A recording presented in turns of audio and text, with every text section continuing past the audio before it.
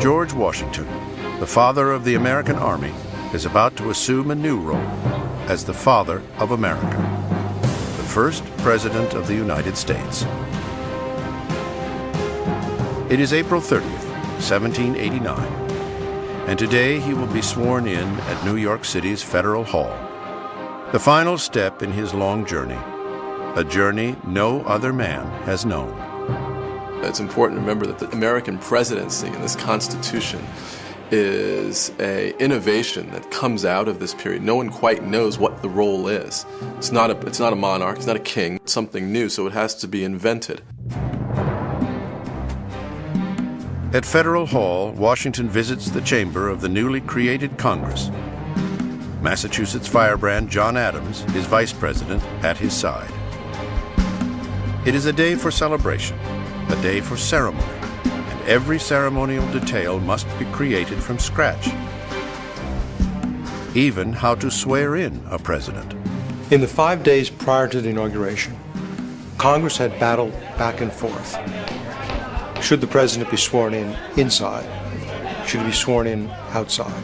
Everything that Congress did and President-elect Washington did was precedent setting. And they knew that, and he knew that. In the end, George Washington himself makes the decision. He will be sworn in outside, out among the American people.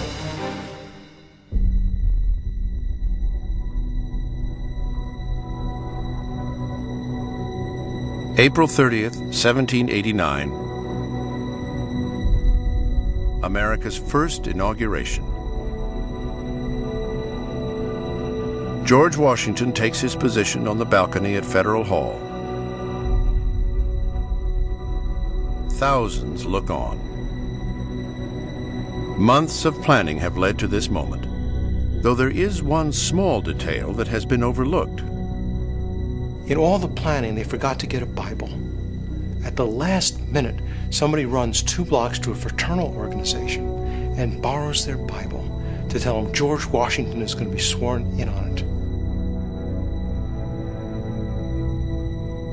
With everything now in place, the ceremony begins.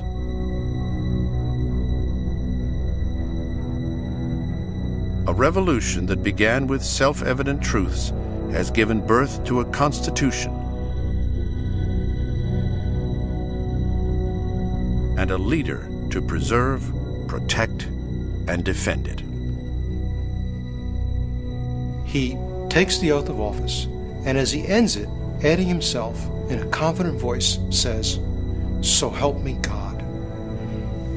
Justice Livingston turns to the crowd and says, "Long live George Washington, the President of the United States." The crowd just roars.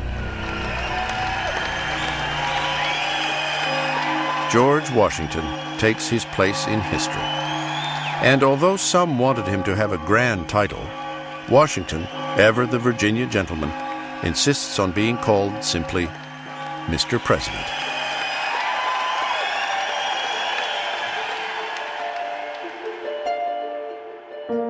No one knew whether this was going to work. There are observers speculating that just give them a few years, they're going to be tearing each other apart. Many people at that time said that the war did not end the revolution. The revolution ends with new democratic government, this great experiment in the world. The inauguration of George Washington was not the end of the story. It was just the start of the story.